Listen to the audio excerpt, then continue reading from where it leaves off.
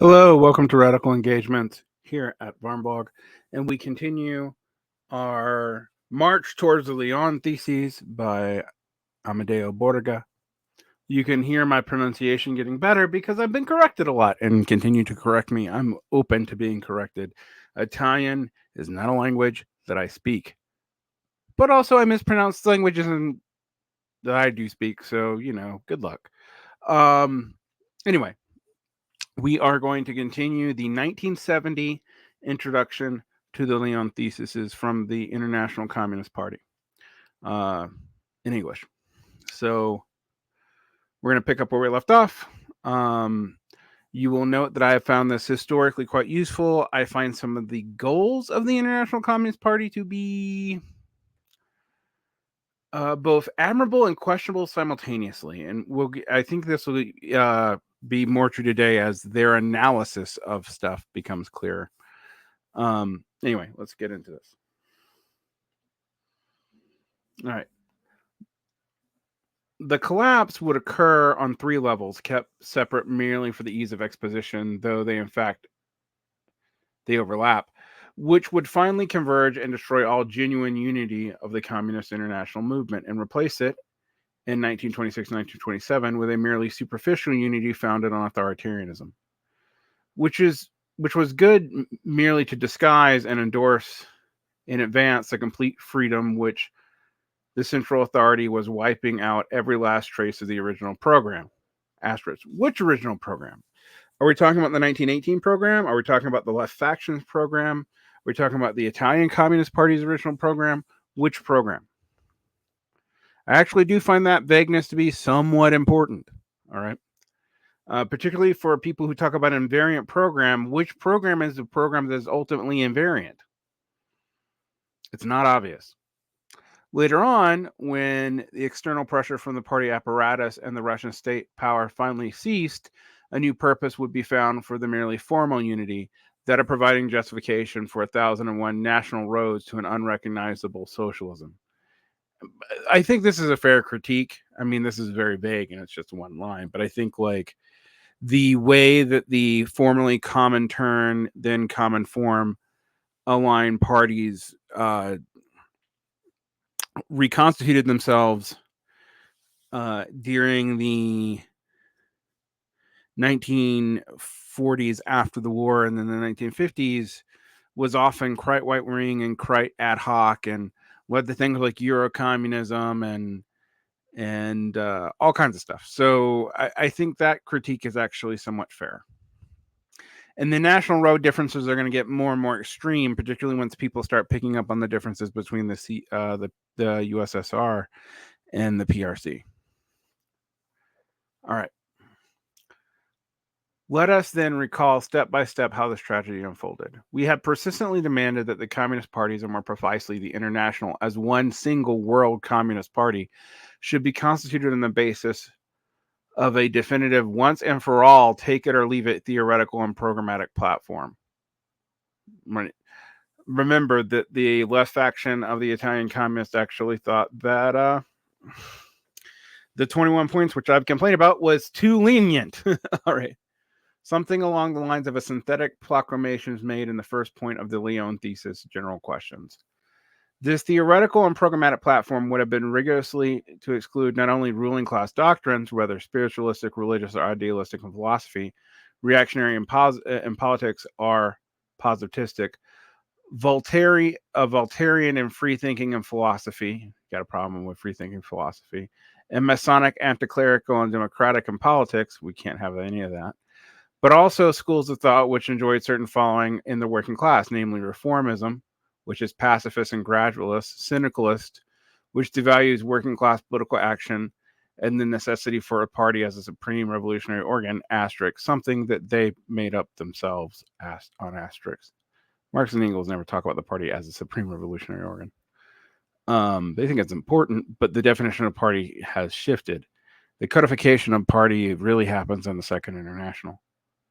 Anarchism, which repudiated the principal historical necessity of the state and of the dictatorship of the proletariat as means of transforming the social order and suppressing class divisions.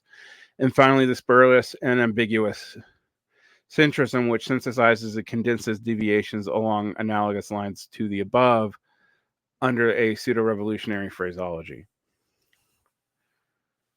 Despite the necessity for such a theoretical and programmatic barrier, it wouldn't materialize. Yeah, because no one's ever done anything with it. And neither have you guys. You're a tiny faction historically. Like, even amongst left communists, the Italian left section gets tinier and tinier and tinier with time. All right.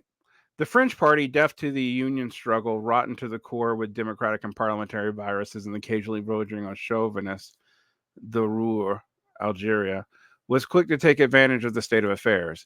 It soon discovered that the famous particular conditions in each country was very convenient basis to which to take the entire issue with central authority. Thus, through the branch opened up by the absence of a theoretical barrier steeped in Masonic and populist Jacobinism, Foucard, Cachan, there's this real obsession in the Italian left about anti-Masonic thought. Like, it's actually weird for those of us in the English-speaking world to see so much of it. Meanwhile, the Scandinavian parties were busily engaged in their theory of religion as a private affair. And in 1923, with the last revolutionary tremor in Germany only a few months away, the entire enlarged executive committee fell the obscure need to scratch the same itch when it was precisely necessary to concentrate all forces on the potentially revolutionary outcome to the German crisis. In 1923, there is a potentially revolutionary outcome to the German crisis. What the fuck are you on? Whose negative and positive shock waves would affect the entire movement? Absolutely, but that was really settled in 1919.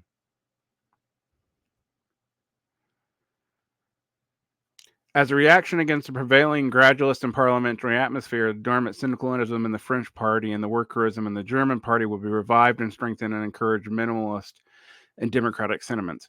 I mean, also, which German party are we referring to? The KPD or the KAPD?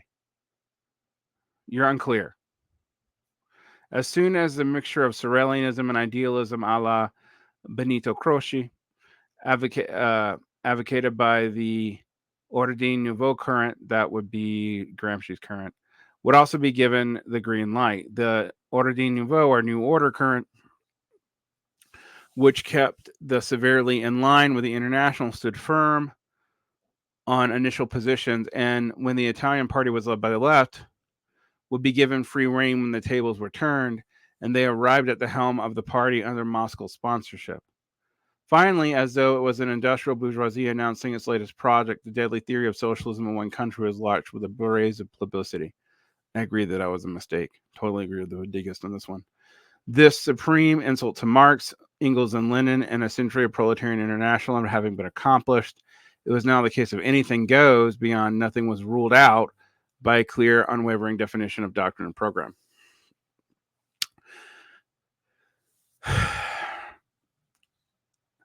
I know that a lot of Bordiga are going to see me as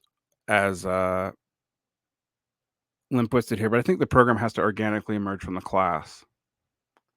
And it does need a strong doctrine guiding it and a strong orientation of class abolition.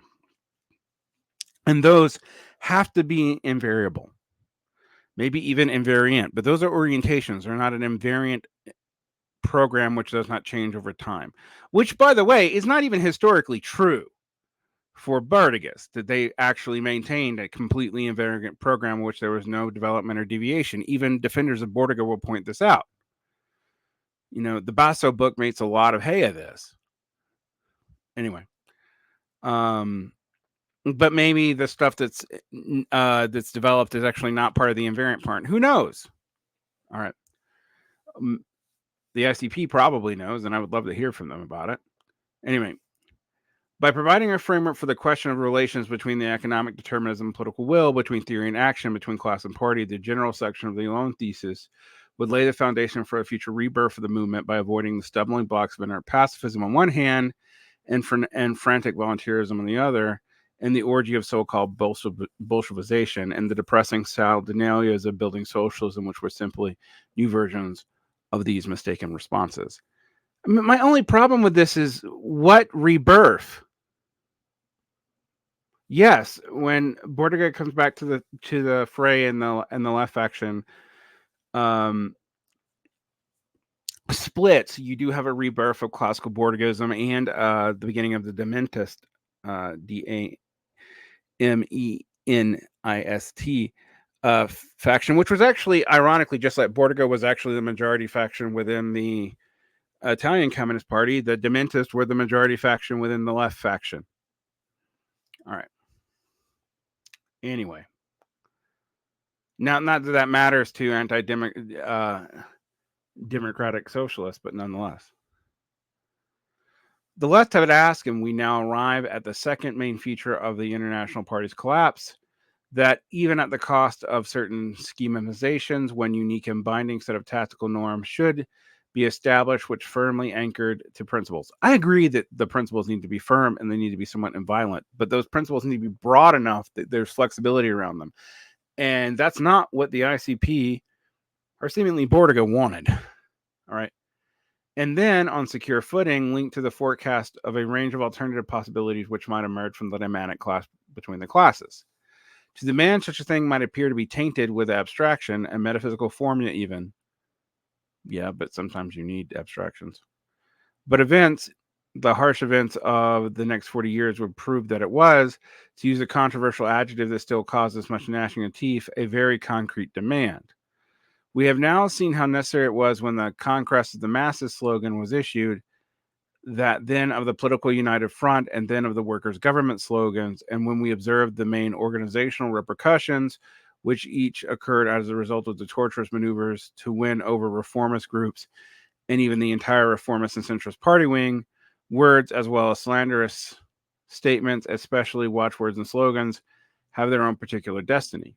The Fourth Congress met at the cusp of a year of bitter failures, 1922, and was equally agonized year of 1923, during which a first serious internal crisis without Lenin's steel resolve to resolve it would shake the great Russian party. The letters to the Congress of that year show how constituted the great revolutionary was to steering the executive committee to a very different direction. Nevertheless, new waves of proletarian struggle sweep through Germany, Bulgaria, and Estonia, and the first flames of revolt are ignited in the Orient. And yet, within the setting of light and shade, the guiding thread of the great principles will gradually get lost, yielding to tactical eclecticism that was completely unable to take advantage of the last chances which the historical phase was still providing. When I read this, there's both a clarity of vision here that I admire, and I know that me mocking some of the stuff above doesn't make that clear. But there's also almost a brittleness that shuts off too much. It's like the initial impulse in here is good. Clear principles, clear orientations.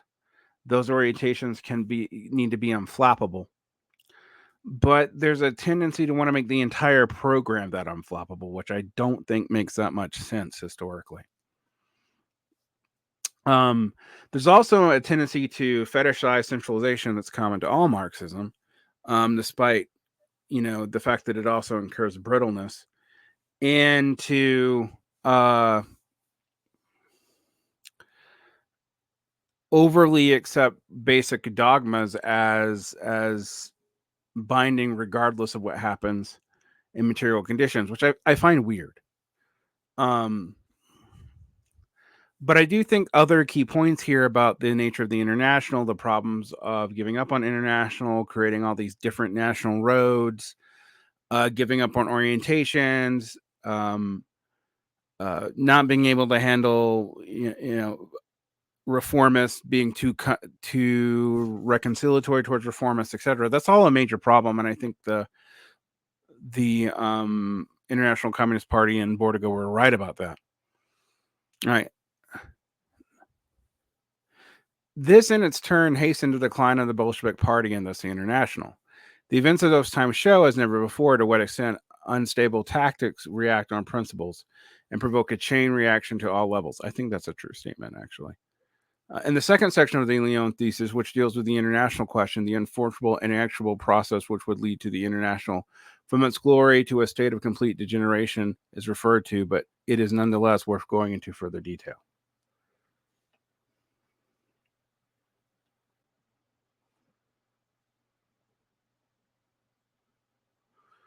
Whilst the events we referred to earlier were taking place, the fascists have come to power in Italy and launched an offensive against the communist movement. In 1923, the main leaders of the left wing of the Communist Party of Italy were arrested and prevented from speaking out in the crucial year.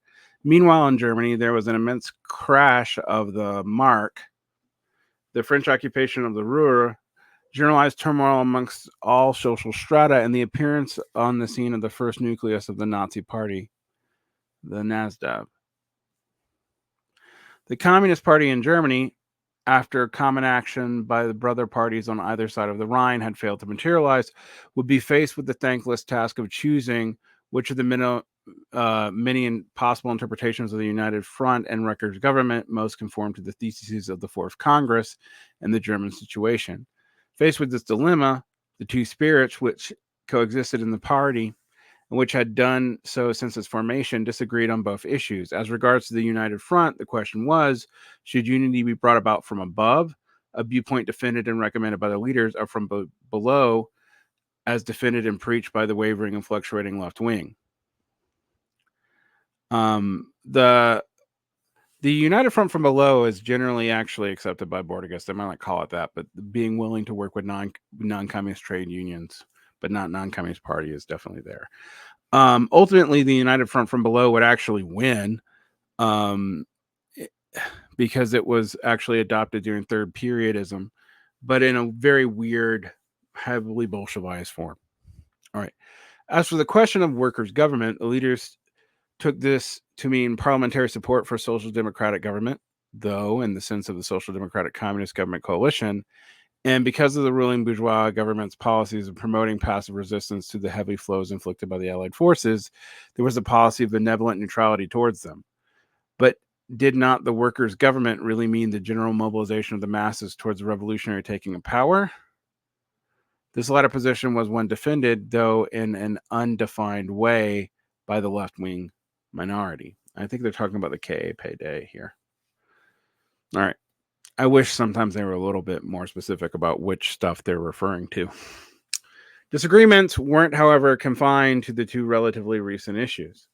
New questions had arisen over the masses of frequently armed workers, particularly in the Ruhr and the Rhineland, began by attacking both the occupying forces and the bourgeois national government, giving them corporal form to the specters of 1921's March action.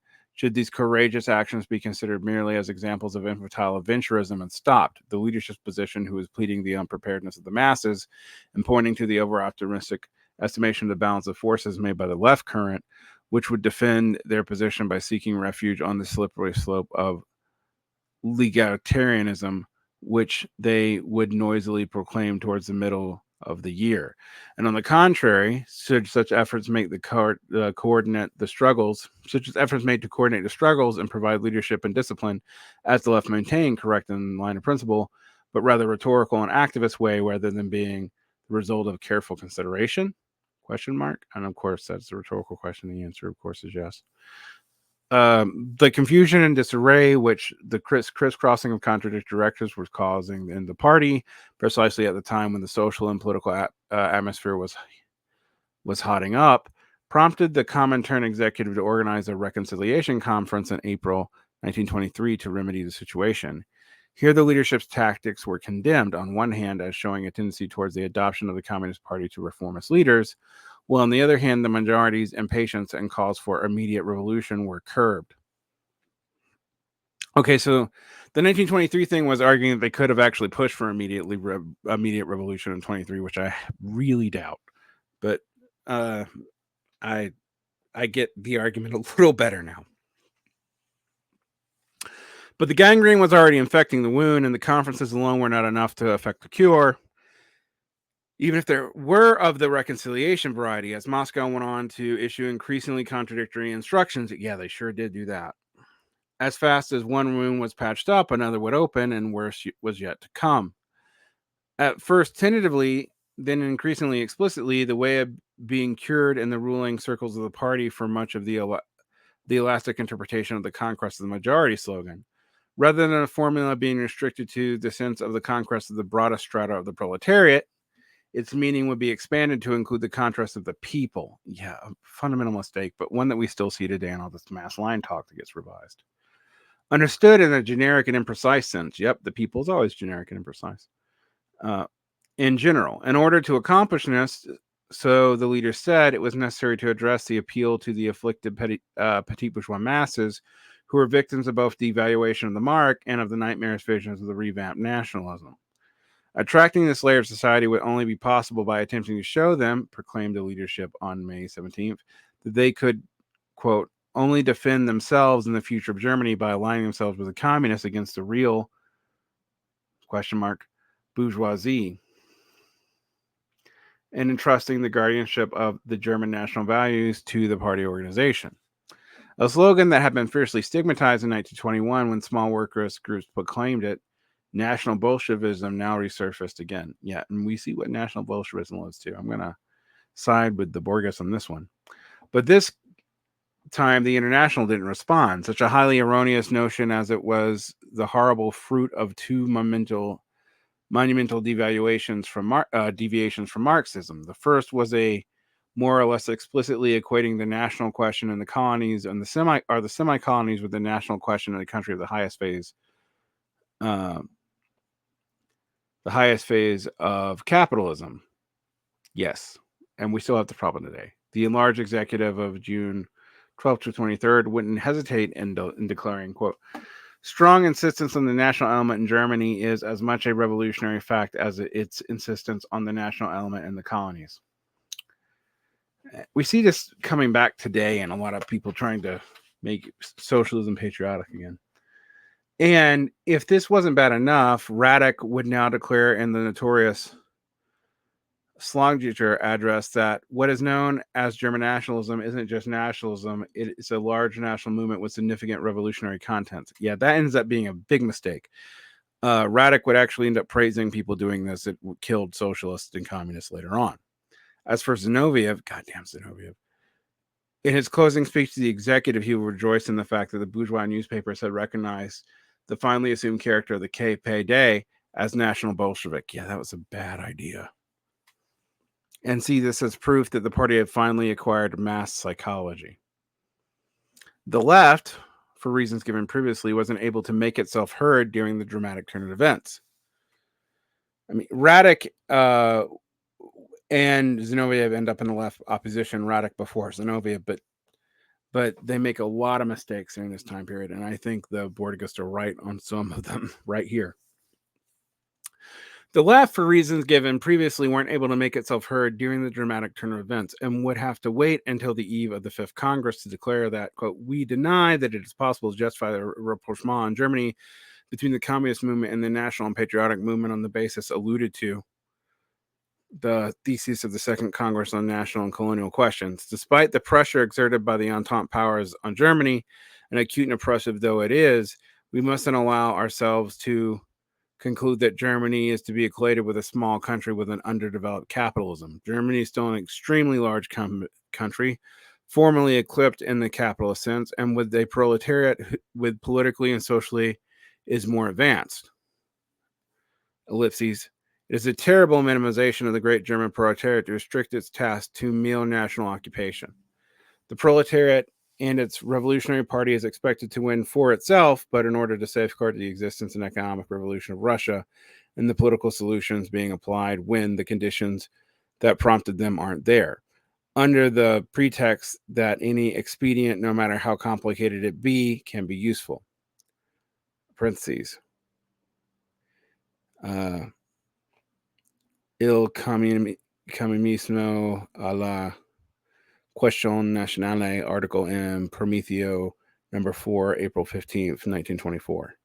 For our interpretation of fascism, we see the two reports given by Bordiga in the 4th and 5th Congresses of the Communist International. The texts appear in Italian in Communismo number 12 and in French in Langage Communist number 7. I think they've been translated now. The second deviation from Marxism resided in a more or less explicitly condoning the notion that autonomous revolutionary potential existed in the petite bourgeoisie. Citing Radek again, the KPD must show itself to be not only the party which struggles for the industrial workers' bread, but the party of the proletarians fighting for their liberty, a liberty coinciding with the liberty of the entire people, with the liberty of all who labor and suffer in Germany. Well, I mean, proletarianized men is a big deal and it's in Marx, but I still see where Reddick fucked up with this. It's a short step from this to interpreting fascism as against big capital, when in fact it was the opposite is the case. Fascism is a mobilization of petit bourgeoisie at the instigation of and in the interest of big capital against the proletariat. Absolutely. I agree with that. As a part of its drive to attract the petty bourgeois, vagabonds in the void, the KPD would masquerade as fellow travelers in the Nazi NSPD. And with speakers from both groups alternating at the same platforms to fumigate against the Versailles and Pontclair, it would cause consternation and dismay even amongst the Czech party. Yep. This honeymoon period would only last, it was true, for a few months in 1923, but to the shame of the KPD, the de facto break in the alliance was instigated not by them, but by the Nazis. Yeah, and that's an embarrassing part of German communist history we don't talk a lot about. A lot of people do it today too. An inexorable chain of events had therefore been set in motion. During the meeting in England, the large executive in June was no serious discussion about the increasingly explosive German situation, and it was decided instead to agonize over the Norwegian federalism and the Swedish party's neutralism towards matters of religion, and the umpteenth attempt to a merger between the Italian Communist and Socialist parties, despite the high price demanded by the latter, not to merge at all.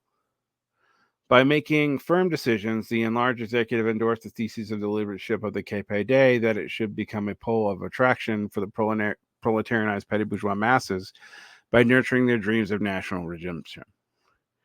Yeah, that was a mistake.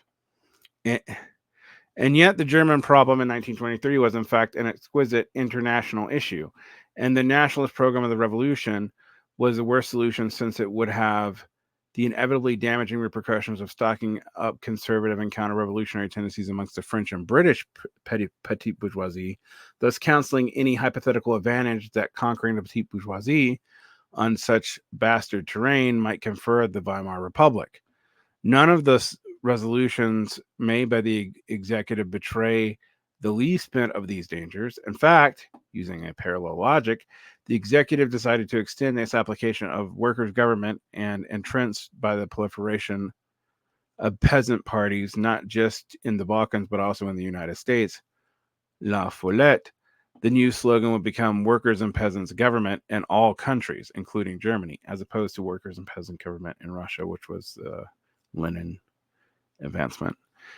It is true that these theses warn against parliamentary and social revolutionary interpretations of the new tactical recipe, but the first interpretation was, as we have seen, authorized by its indeterminacy and possibilities of the First Congress, while the second derived from a mechanical and crude transplantation of the slogan workers and peasants dictatorship from the countries on the eve of a double revolution, Russia and China, to countries in an ultra-developed capitalisms, European countries, aren't the United States.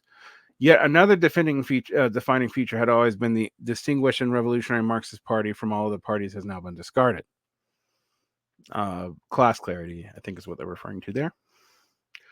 Less and less anchored on firm principle, the International allowed itself to be blinded yet again by contingency and the fear of being overtaken by social democracy and conquering the masses. The vitally important issue of forceful push towards poor peasantry was now presented in terms of a maneuver, which in the space of a few years would be theorized as an autonomous global role for the peasant class, a theory which fails to consider a peasant class in terms of its varied and contradictory components. Yep, I agree with you. It does not do that. Or to make any precise characterization of its relation to industrial and agrarian proletariat, both in the highly developed capitalist countries and the immense colonial and semi-colonial areas, especially Asia. This theorization would be carried out by Baccarin, and in particular, from the time of the fifth and large executive in March 1925, this matter is referred to in part 2 of the Lyon theses.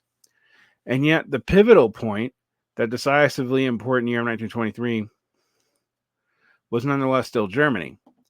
In fact, we can still say that the tactical oscillations and eclecticism of the Comintern in response to the German situation in the second half of 1923, worse even than the bungling in Bulgaria and Estonia episodes we don't deal with here, Yeah, but I wish you did. Marked the disastrous turning point which prepared the way for the defeats in China and England and for the fatal crisis which would beset the Russian Party and therefore the International in the ensuing years.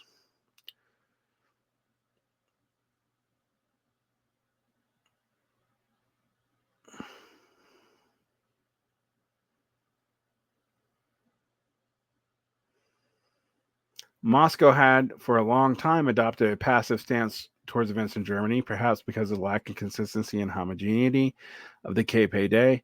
There's this obsession that they have with homogeneity. It's not a good obsession. But suddenly, in July 1923, the International decided to sound the alarm about fascist peril and express its conviction, whether well-founded or not is another issue, that the pre-revolutionary cycle was about to start up. Yet, nevertheless, its directives remained cautious and vague for a long time to come. When Moscow sanctioned the cancellation following the government ban of the Great Anti-Fascist Day, previously fixed for July 23rd, it had the knockoff effects of rekindling the disagreements between the leadership of the German left, between the red-hot Berlin and sleepy provinces, between the already mobilized proletariat and the sluggish labor aristocracy. At the beginning of August, when the Kuno government clearly in the death throes, the leadership of the KPD decided the time had come to mobilize the masses under the watchword workers and peasants government, which, whilst from its Berlin stronghold, the left wing decided that, quote, the intermediate phase of the workers' government is becoming in practice more unlikely. With a new wave of impressive strikes breaking out everywhere, and in the confusion caused by the bewildering succession of conflicting instructions, Big Capital, having definitively decided to liquidate the campaign of passive resistance against the occupation of the Ruhr, which had failed anyway, and reconcile it to the Entente, particularly with England, installed Straussmann in power. The reaction from Moscow was now almost predictable. Suddenly, in the early wait-and-see policy, which was fundamentally pessimistic, was transformed into the most frenetic optimism. Revolution is knocking at the doors of Germany, wrote the organs of the Profintern in September. It is only a matter of months. Amidst the generalized confusion and with the general staff of the KPD in attendance, Moscow decided that the preparations for the storming of power should be made immediately. Even a date was fixed. But what was the basis for this decision? On that score, there is no doubt it was because the Fourth Congress supported it, which in their term had been backed by the Third and Large Executive. On October 1st, at the very peak of the economic and social crisis, Zinoviev advised Bodler, Secretary of the German Party, that he reckoned, quote, the decisive would be within 4 or 5 or 6 weeks, and that it was therefore, quote, necessary, ellipses, to pose in concrete form the problem of entry into the Saxon government dominated by Social Democrats on the condition that Ziegner, the president of the Reformist Council, and his followers are really deposed to defend Saxony against Bavaria and the fascists, unquote. That despite the betrayals of 1918, 1919, and the president in 1921, faith is entrusted in the Social Democrats' will to renounce being themselves. In a short pamphlet entitled The Problem of the German Revolution, written at this precise juncture by the president of the International, Zinoviev correctly declared that, quote, the next German revolution would be a classical proletarian revolution, that is, a pure revolution. However, his estimation of the liberal discipline of the German proletariat and of the general organizational ability was wildly optimistic, for along with the German workers' undoubted talent for organization went an obsession with it which both Rosa Luxemburg in 1918 and Trotsky in 1920 had discerned as one of the causes of failure and the crucial test of war, and the absence of strong leadership from the party. Wildly optimistic, too, was Zinoviev's appraisal of the German workers' culture, the other face of a large labor aristocracy, and he would also attribute a revolutionary role to the petite bourgeois city dwellers, minor and middle-ranking officials, and small traders. Yuck. Basically, that's like the communists siding with the Better Business Bureau.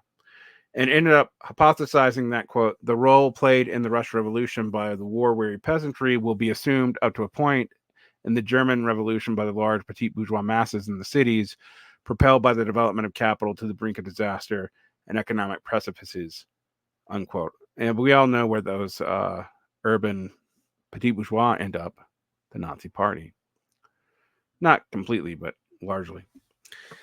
In this incredible evaluation of a shadow lurks nonetheless, while according to Zinoviev, there was no doubt that the United Front had achieved the desired aim of drawing into struggle, quote, the most backward strata of the working class, bringing them closer to revolutionary vanguard, and that the, quote, time when the enormous majority of the German workers who today still place their hopes in social democracy will finally convince themselves that the decisive struggle must be conducted without and against both the right and left wings of the SPD is drawing near. Nevertheless, still the hour had not yet sounded. For it to sound, a whole new round of further experiences was necessary, and not only of the politically united front, but also of the workers' coalition governments, and that was why communists should enter in the Saxon government with the dual aim of, one, helping the revolutionary vanguard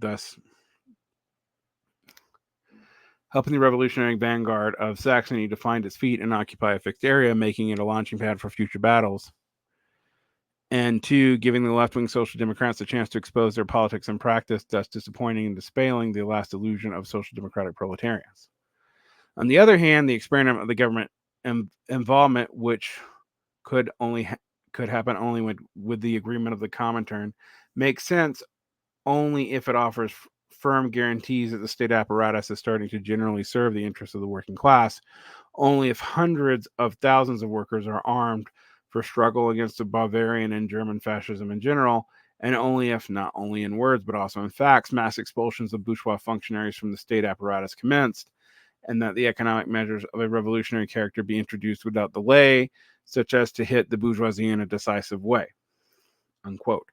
Put in another way, according to the famous telegram from Zinoviev to Brandler on October 1st, it was necessary to, quote, arm 50 to 60,000 men in Saxony immediately, and at the same time in Thuringia,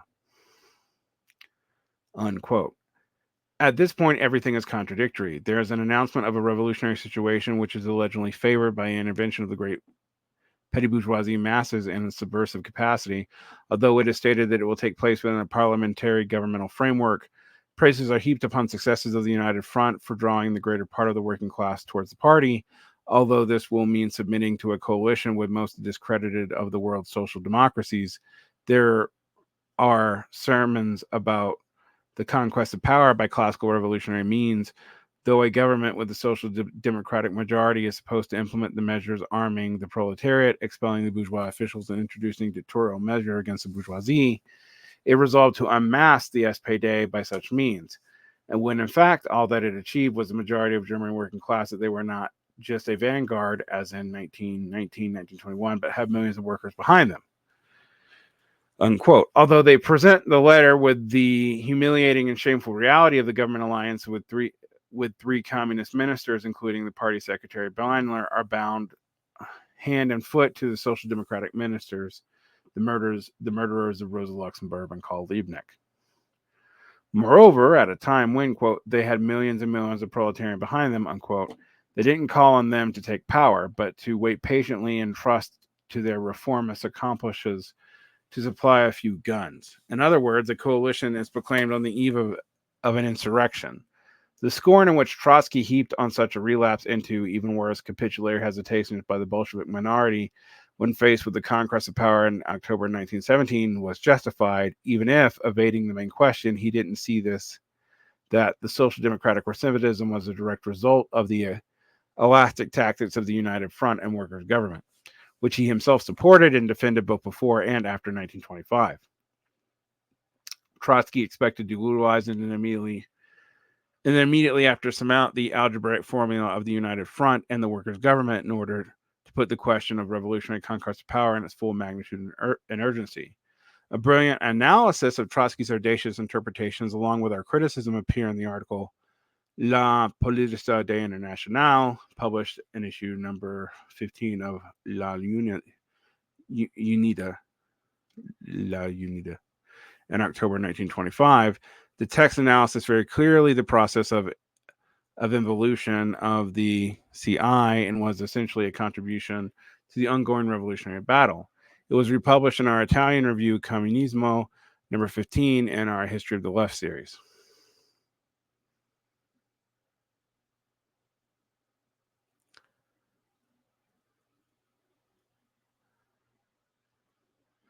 The date of the insurrection in Germany is then fixed to be launched from a springboard of social democratic / government. Then the German party HQ exert their influence to have it postponed. Everything happens as though revolution was a technical matter.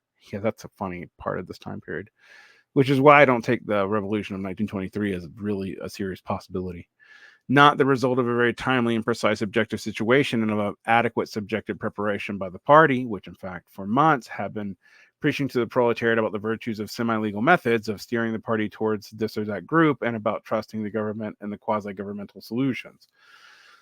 The party is cautioned to make sure that in today's Germany, which has reached a turbulent boiling point, and where today or tomorrow the vanguard will launch a decisive conflict, drawing the proletarian heavy infantry behind it, the correct tactics of the united front isn't converted into the exact opposite. However, everything is done to ensure precisely that such an eventuality arises, and in one or two regional states, isolated in the great ocean of Germany, whose central powers is completely at the hands of the bourgeois and the more or less regular troops of Bavaria, eternal reserve of the German counter-revolution, the party policy is to chain itself to the cart of social democracy with a proven record of betrayal. It proclaimed that in Germany on the eve of revolution, the general formula of peasants and workers' government is already inadequate, and we must, not only by propaganda, but by mass agitation, show and make clear, not only to the vanguard, but also to the masses, that it is a matter of nothing less than a proletarian dictatorship, a dictatorship of the worker in the cities and in the fields, unquote. And all this can be achieved, it claimed, whilst remaining a social democratic government, which specifically excludes dictatorship and terror, both in program and in its traditions. The epilogue to the whole affair is played out a few days later. On the 20th of October, the central government of the Reich dispatched an ultimatum to the government of Saxony calling for the immediate dissolution of the still tiny workers' militias, threatening that if not obeyed, the Reichswehr,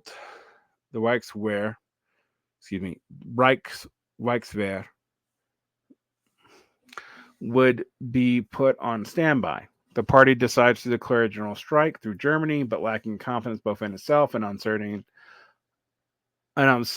of getting support of proletarians disoriented by conflicting instructions and contradictory objectives.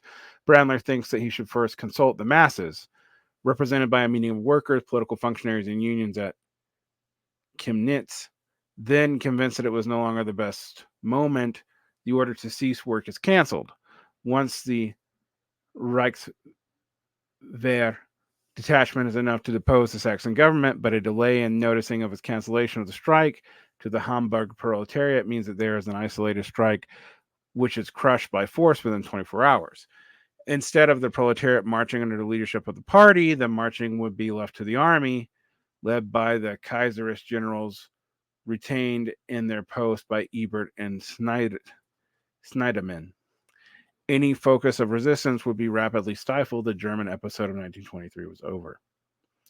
It would be very easy in the course of following months, particularly for the plenum of Moscow executive of the 8th through the 12th of January 1924, to blame the disaster on insufficiencies, errors, and weaknesses of the German leadership, which both Trotskyists and the Comintern do. But it would be just as easy for the latter to respond that, small errors apart, they had in fact been abiding by the Comintern's directives, themselves conforming to the revolution of the resolutions of the Fourth Congress. In order to salvage the salvageable, namely the unity of the chronically divided party, the leadership would be reshuffled and the culprits condemned, though the latter would be retained as a suspect minority in the new left-wing leadership, a leadership which a year later would be recognized as a lot worse than one before. Yeah, it really was. But worst of all, accompanying all this was the umpteenth global scale tactical switch. Henceforth, there was to be no more united front from above, as had been practiced by various parties, particularly the German party, because of mistaken interpretation of the resolution of the Fourth Congress. Instead, a united front from below was the order of the day, which is something quasi-maintained by Bordiga. I know that the ICP is going to deny this, but their stance on unions and which unions they can work with actually is consistent with the united front from below. The movement had come to openly proclaim that they were renouncing all negotiations with the Central Committee of the German Social Democracy and with the central leadership of the German trade unions. We have nothing to discuss with the representatives of social democracy.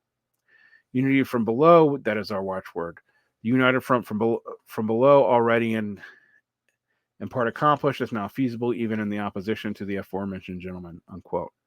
There was no more subtle distinctions between the right and left wing of the Social Democrats. Quote, the Social Democrats of the right are open traitors.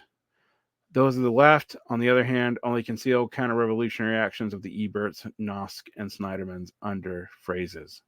The KPD rejects any negotiations not only with the leadership of the SPD, but also with the leaders of the left wing, at least until those heroes find the courage to break with the counter-revolutionary gang led by the Social Democratic Party. The front door is closed, but the back door left open. I mean, I would have left the back door open too on that one. Sorry, guys. The interpretation according to which the workers' and peasants' government was, quote, a government within the framework of bourgeois democracy, a political alliance with social democracy, was held to be no longer possible. The slogan of the workers' and peasants' government, translated into revolutionary language, is the dictatorship of the proletariat. It is never, in any case, a tactic of agreement and parliamentary transaction with the Social Democrats. Quite the contrary, even the parliamentary activity of the communists must no more opposing, quote, better governments to worse governments. Fascism and social democracy are the right and left of contemporary capitalism. The fifth Congress of the Communist International, taking place on the 17th of June to the 8th of July, 1924, on one hand reflected the profound confusion of the various parties after the 2 disastrous years of abrupt tactical about turns and ambiguous edicts. Even Togliatti asked for it to be clearly stated exactly what one was supposed to be doing, and on the other, reaffirmed the practice of crucifying the leaders of the national sections on the altar of the executive's infallibility. Once again, the left raised its lone voice, firmly but calmly, shunning the local and personal flipperies. If it had ever been in the habit of congratulating itself on the correctness of its predictions of proletariat blood spilled in vain being a terrible proof of it, or of calling its heads of guilty and corrupt leaders to roll to make way for more innocent and incorruptible heads, then this was the moment. But that isn't what the left asked for or wanted. What it asked for and wanted was a scalpel to be courageously applied to surgically remove those deviations from the principle of which these errors were the inevitable product and the heads merely the chance expression. United front from below, fine, on condition that the loophole of the exceptions put forward in the initial proposal were closed, and on the conditions that the univocal statement was made in effect that the United Front, quote, could never be founded on a block of political parties, but only founded on the working class organizations of no matter what type, as long as their constitutions were such that communists would be able to conquer the leading position. No invitations to join the United Front then to other political organizations like the left and the right Social Democrats, who were unable to, quote, struggle on the final road to the world communist revolution, or, quote, even uphold the day-to-day interests of the working class, and to whom it would have been criminal, quote, for us to appear but to be giving a certificate of revolutionary capacity, thus throwing away all of our principles, all of our work preparing the working class. Struggling against social democracy was the third bourgeois party, certainly, but then how to justify in that case the new bombshells of proposed fusion of the International Red Unions and the hated Trade Union International of Amsterdam. Workers' government, synonymous with the dictatorship of the proletariat. We have paid too dearly for employing just one ambiguous phrase. We called for a, quote, third-class funeral not only for the tactic of the workers' government, but even for the very expression itself. We called for this because the dictatorship of the proletariat tells you the proletarian power will be exercised without giving any power and representation to the bourgeoisie. This also tells you that the proletarian power can be conquered only by revolutionary action through armed insurrection of the masses. When you say workers' government, it can also be understood, if one so wishes, to mean the same thing. But if one chooses not to interpret it in that way, you take it to mean Germany, another type of government, one characterized neither by the exclusion of the bourgeoisie from the organs of political representation, nor achieved through the conquest of power by revolutionary means, rather than by legal means. But this isn't a formula of workers' government more easily understood by the masses, came to the response, to which we replied, quote, how can a simple peasant or worker understand the concept of workers' government when, after 2 years, we, the leaders of the workers' movement, haven't even managed to understand it and define it in a satisfactory way ourselves? And that's a good point. But the problem was still deeper. The international veering to the left in 1925 might have brought us some comfort if we had posed the problem in terms of petty revenge, but we didn't see it that way. Quote, what we have actually criticized in the international's method of work is the tendency to sway from the left to the right to suit particular situations or to suit various interpretations of these situations. As long as the problem of flexibility and highly questionable eclecticism are not discussed in depth, as long as this flexibility continues and new oscillations take place, a swing to the left inevitably makes one fear an even bigger swing to the right. Need we add that precisely that's what happened in the ensuing years? Yes, it did. After all, the third period led way to the Popular Front period, which is way worse than the United Front period. In the current situation, it wasn't just a swing to the left that we need, but a total rectification of the instructions issuing from the International. Thus, rectifying might not be done in a way which we suggest, but to do it nonetheless and in a clear-cut way. We want to know where we are heading. And finally, it was us, the left, who want global centralizations and discipline more than anyone. Yeah, they're weirdly itching for that. Thus, the Italian left, not the rest of it. But such discipline, quote, can't be entrusted to the goodwill of this or that comrade, who after 20 meetings or so signs an agreement which the left and right are finally united. It is, in reality, in action, and leading the proletarian revolutionary movement towards global unity, that this discipline can be achieved, and to achieve it, we need clear tactics and organization constituted on a coherent basis. Agreed. With clear boundaries set between other parties and ourselves. Also agreed. Oh, hell yeah, I agree with those sentiments. The left dared to announce this to the Congress, which was scarcely touched on the Russian question, though it was as though it were a dangerous taboo, that the assurance against a relapse into opportunism shouldn't be sought any longer in the Russian party alone, but because it was the Russian party which urgently need of us, and in us searches for the assurance that which we in vain require of it. Quote, the time has come of the World Proletarians International to render the Russian Communist Party some of the innumerable services it received from it.